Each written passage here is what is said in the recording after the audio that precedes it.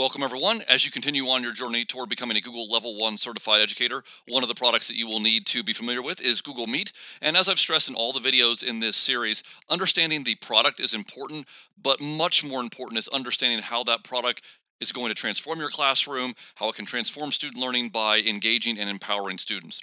That being said, I feel like Google Meet is one that maybe I didn't need to make the video for, given how much time that we've all spent on Google Meet over the last year or so. But I do feel it is important that there are some updates here. And even though it is something we become familiar with, there are ways to use this that are different, that are more engaging perhaps than what we've done. So I just want to cover some basics and hopefully let your mind run from there. So you can see that I've navigated to meet.google.com. I also can, of course, get there by selecting the 9 square grid and then selecting Meet right here. The icon changed on me recently. It's the multicolored one now. So once I'm here, I have several options. I can either give my meeting a code or a nickname, and if it's an existing code that someone else has created, I can join, or I can create one. So if I just want to call this example for video, I could do that and I could select join and the meeting would begin. So that's one option. I also can start a new meeting right here and I can create a meeting for later. If I do that, all I'm going to do is get a link. I will need to copy that and have it available for later use.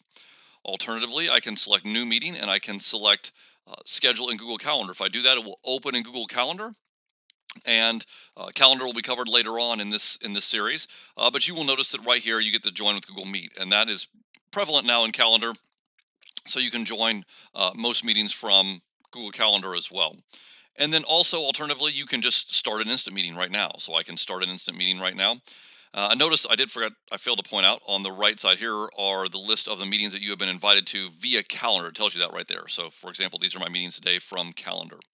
So I'm just going to go ahead and start an instant meeting here just to demo some things, and it will take just a moment to join. And once it does that, first of all, you will see right here, there is the ability to add others. I'm gonna go ahead and turn my camera off. Hey, everybody. So I don't get any weird feedback. Turn my camera off there. And I can add others. So if I select right here, I can invite them by typing in their email address. I could also enter a phone number, so I can add others that way. I could also copy and paste this. So I could copy this. I could put it in Gmail. I could put it in Canvas. For our GCSE users, if you're going to put it in Canvas, there's actually a much easier way to do that. I'll link that video here. Use the Canvas feature that does that for you. So I can add others that way. I already talked about the camera down here. I turned that off. I can also leave the call right here. I can turn the mic on or off right here. You can raise your hand. You can turn on captions, and you can present your screen. So right here, you can present now. So if I select present now, notice that I have several options. I can present my entire screen. I can present just a window, or I can present a tab. So I can just present one tab within Chrome. If you are showing a video, like a YouTube video, this is your best option. Use the tab feature. That happened after we went on quarantine last year. That was a question for a lot of people at the beginning of quarantine last year: is how do I show a video like a YouTube video? Use the tab feature. That's the best way. Continuing on, we have the three dots right here, and the three dots give you a whole plethora of options.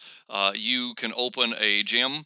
You can record your meeting. You can change the layout. You can go to full screen. You can switch cameras. You can change your background.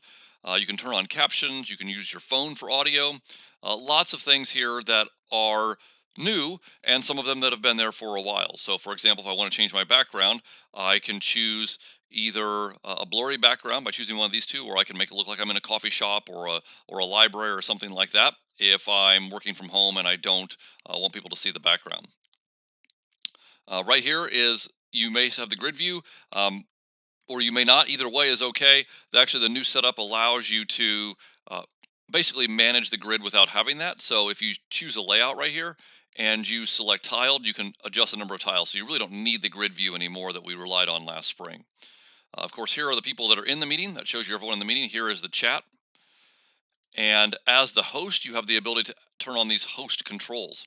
So what do you want everyone to do? If you don't want everyone to share their screen, turn off share their screen. If you don't want anyone to send a chat message, turn off send chat messages. So now students can't send chat messages. They can't actually start sharing the screen when you're doing it.